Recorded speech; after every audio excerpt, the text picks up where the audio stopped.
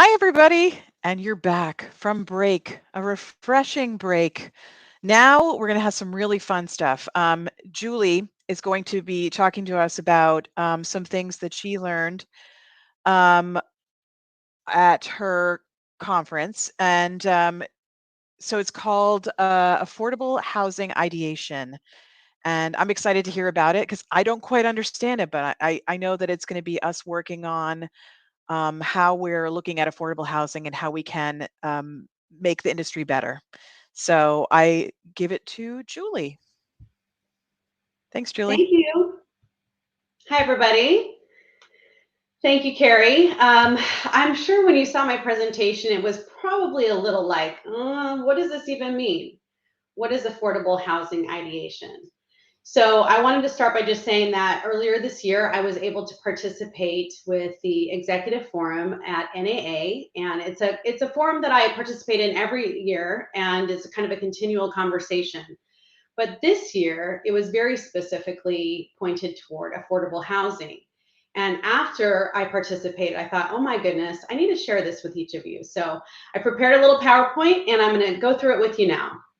So we were obviously challenged to think differently through a process called design thinking. And I had never heard of design thinking, but I was very open and receptive to what it could be and how it might be a different conversation than the typical conversations we have about problem solving. So today I'm going to share this with each of you in an effort to kind of open our minds and create a different discussion that hopefully we can take on our journey as we continue to provide affordable housing. So, what is affordable housing? The challenge of affordable housing, obviously, is something that is prevalent in our society today. It's holding us back in a variety of ways and in a variety of perspectives. So, our residents that are frustrated because they are in need of affordable housing. We have our local governments that find themselves caught up in the red tape, not really understanding how they can do something to serve the public better and differently. And then we have our developers who are trying to navigate this system of chaos and are caught in the red tape, and they still need to provide investment returns that make sense to them and to their investors. So, how did we come together, use all of this knowledge and expertise that was housed in this executive forum to solve the issue? Well, let me first start by saying that we didn't solve the issue, but what we did is we came out with a different thought process and some really great takeaways. So, we needed a starting point and we decided to use this process. Here is the process: 6 steps to innovation: planning, empathizing, reframing the conversation, ideate, making a prototype, and then testing our theories. So I'm going to walk you through each of these 6 steps, and we're going to start with the plan. Who? The stakeholders involved in affordable housing. Who are these people? As I indicated a moment ago, it's people like our residents, those who truly have needs for affordable housing, the investors, the developers, the public, and the government, all of these different voices in the space. So we identified these stakeholders. Then we needed to understand what their experiences were. So we took this opportunity to really explore each of their needs. We had to apply what could be technically possible and then what would make business sense. The beginning phase of this journey was once we identified these stakeholders, we needed to empathize with each of their positions. I'll tell you that we probably struggled the most with the politician. We were very empathetic with the plight of the renter. So in this stage, we divided into teams to go through each of the stakeholders. Once we understood the roles, we began to build a mindset that emulated what these people thought. And in particular, my role in the conference was to play the voice of a renter. So I was interviewed by a group of people, and their whole point was to identify, what did I think? What did I do? What did I need? And how did I feel? That to me was a great part of the conversation, because typically we don't really go that deep, right? We look at, we need affordable housing because they can't afford the rent. But how do people feel about affordable housing? If you're on the renter side, how do you feel about it? Then we switched roles and we had people like our politician. We called him Mayor of Middletown, and it was quite entertaining. But how did he feel when he's sitting in a meeting with the town and they're conversating about affordable housing and there's a lot of opinions about it? There are those in the public that feel like we need to do more. It's clear that there's a need. Then there are others that he has to listen to that say, I don't want affordable housing, renters living in my neighborhood. They're like the scum of the earth. They don't have anything. They run, they've got criminal activity and their kids run around. These perceptions all affect how the politician felt as well. And then of course, there's the developer. The developer who looks at an opportunity, who says, I realize that we need to have more affordable housing and I'm willing to provide it, but getting through the red tape is super crazy. And how do I navigate that system and still have a profitable investment, or one that actually provides a benefit to me and my investors? So going through the empathy map was a really big conversation. From those conversations, we created themes and we began to reframe the conversation. So we went from problem finding to problem solving. And what we did is we took all of our thoughts together and we placed it on these Post-it notes, and it created something similar like this, where we could identify that all of the information we gained from the interviews created themes like what the process could be, what kind of education is required, what actionable steps were we going to take, what was going to challenge us or provide a barrier to what we wanted to accomplish, what could the results be, and what resources would be required. And in that reframing, we went from the problem finding to the problem solving. And one way we did that was through a process called How Might We? So I actually completed this during the conference, and I'm going to share it with you on the next screen. But I ask you to think about it from your perspective as a housing provider. How might we? So, given that, as the renter, I have minimal choices to avoid homelessness and I need affordable housing to survive, that provided the context of the situation. How might the working blue collar service person family achieve safe, stable, affordable, and a fair environment to house my family and allow them to truly use it as a stepping stone to home ownership, which could be the immediate goal, so that we can feel the safety, remove the stigma, and truly be successful. That's an example of a how might we. And here's the card. So then there were differing perspectives. I explained to you and read to you just now the card from the renter. But how about the politician? From the politician's perspective, given that the political issues of affordable are so polarizing and complicated, how might Mayor Middletown educate the population to create middle ground solutions so they can collaboratively pool community resources to create affordable housing? Talk about a difference between what the resident feels and what the mayor has to deal with. And of course, we have the perspective of the developer. So given that there's a shortage of affordable housing and there is a high barrier to entry for developers, how might for-profit developers build more affordable housing in the same prolific nature as market rate developers, so they can get comprehensive returns for their investors and supply high quality housing to renters who live beyond their means? Because that is the objective. Get through the red tape, provide a resource, but don't give up your investment opportunity. From there, we took all of these reframed conversations and we really came together in the process to ideate. And I'm not sure about you, but when I first heard the word ideate, I was like, who ate what? Like, what is ideate? And I realized it's truly taking an idea and creativity and combining them together in a couple of ways. So the first way is very easy, and we do it every day, and that is to brainstorm. So we're naturally brainstormers, right? We want to generate ideas to solve problems all day long. This group in particular does it very, very well. But we also have to be open to ideas that might seem like they're crazy, unfeasible, or just simply like stupid.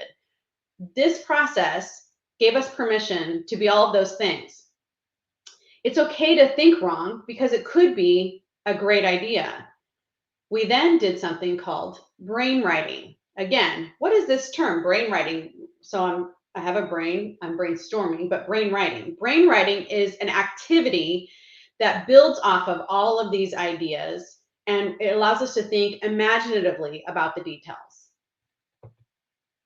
So then we went into the journeys, each of those voices, their persona, their stories, and put it to the test. So the first was with our renter, who's on a journey. She's a single mom who is distressed. She's trying to find appropriate housing for her family. So this team envisioned a journey for her that had a concept to fast track the process. So the housing search, the application and approval process, and the ability to add social services was all on a fast track. The housing developer would use social media to help find housing. They would create a simplified housing application process to make it easier and smooth. So when I said developer, I also meant us, because we're managing the development. So if we can create a quicker process, or one that flows much more smoothly on the receiving end of the applicant. The application system could grab data from other sources to pre-populate application forms, so they're not filling out the same things over and over each time they have to apply. This could lower costs because it would be faster and it would be kind of a pre-populated form. And then once the persona, the renter, moved in the community and was able to save that funding, they also could receive services like job training, financial training, and really things and steps that they could take to keep themselves moving in the right direction. But they also needed to participate in the community, and that meant that they had to do things like participating in the community garden. Perhaps there's a team that rotates and does snow removal in certain locations. But the support from the community was there because they were part of the community. And that created a different environment that was more accepting and allowed the mom to improve her life and eventually leave the housing development because she was able to take these steps. So that was a prototype that we utilized. The next one was our friend, the mayor of Middletown. So in his experience, the mayor of Middletown was frustrated by the experience he had in a community meeting regarding affordable housing. He invited the whole community to a roundtable meeting, and they decided to call together a working group of experts to gather information on affordable housing tools and options. The experts found that there was some misleading information about housing, so the mayor had to reconvene the roundtable and ask for ideas. It was going south quickly. They came up with rezoning regulations to reduce costs and to offer other services in the community to serve the whole individual, because there are individuals in this process that it's not a one size fits all, and that is how we do it today. It's a one size fits all. Meet these qualifications, meet these income standards, meet these household guidelines, and then you can have housing. But they changed the conversation. And soon they were able to make the monumental decision and announcement to start construction of the affordable housing project. So by thinking differently, taking into consideration that there could be inaccurate information, and providing a context to the community, the mayor was able to navigate the system, create new zoning regulations, and that then brought in an opportunity for the developer. And if you can hear my landscaper is going to come through the fence right now with a blower, I apologize, but he's coming, I can hear it. Okay, so now here we are with the developer. The developer was inspired by a brand, and I really did turn my phone off too. Oh my goodness, it's just, I apologize. Who knew? The developer used brand association, and they did this with IKEA. And they thought about how they could do prefab design. What would be different? So by using the brand IKEA, they found the process could be less expensive and faster by prefabbing many aspects of the process.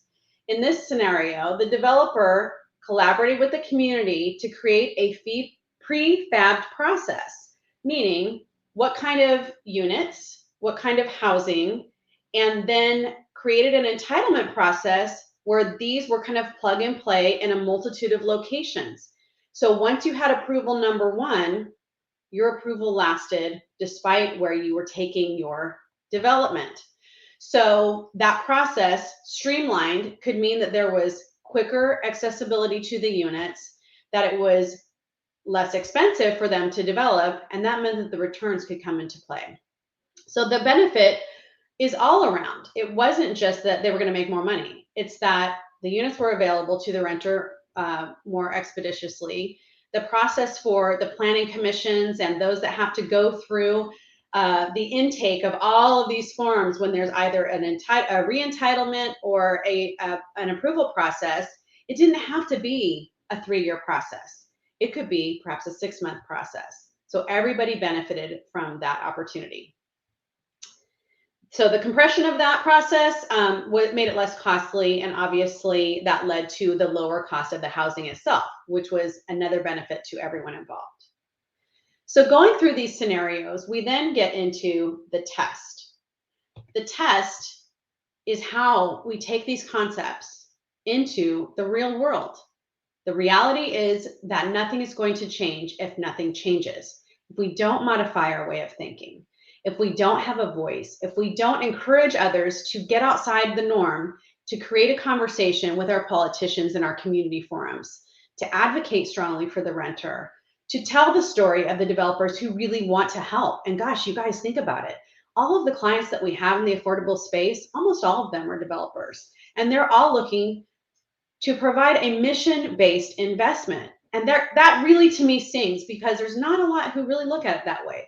But in affordable, it's present. And so when we can champion their cause, when we can attend meetings on their behalf, when we can take case studies from our renters who have had success in navigating the system, that's a really great step that we can advocate for. So the test is in our hands. We've got creative ideas. We have a voice and we have determination. But now what?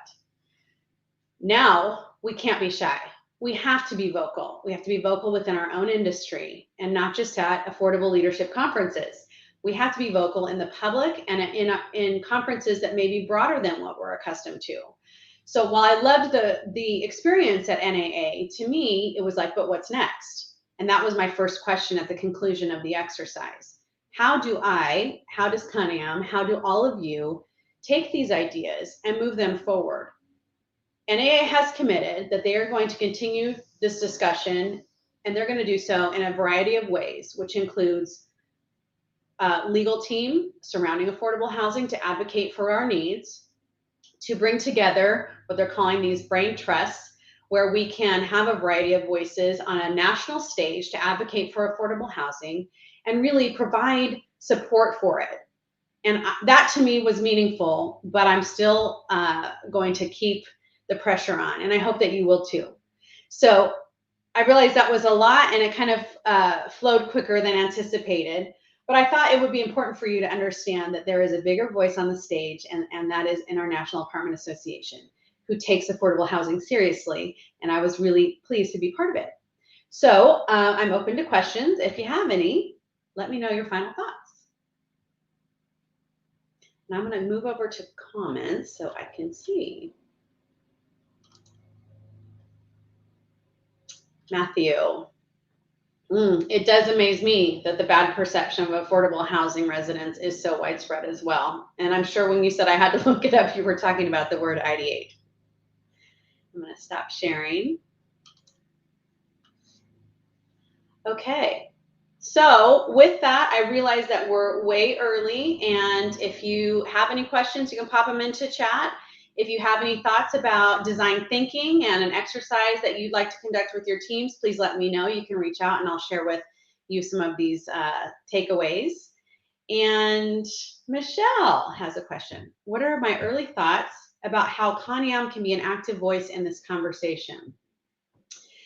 Let me start by thanking you, because you in particular, Michelle, are an advocate, and I see so much of your influence in the market when it comes to Kanyam and our participation.